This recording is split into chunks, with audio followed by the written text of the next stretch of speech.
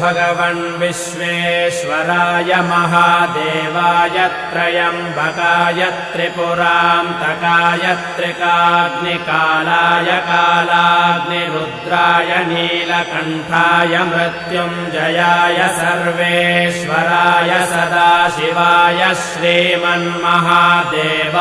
नमः।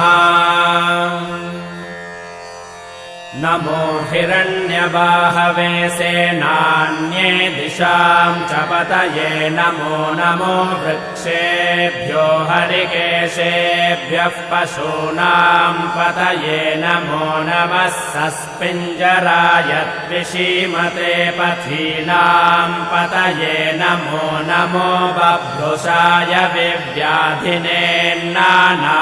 पतये नमो नमो हरिकेशाय योपवीतिने पुष्टानां पतये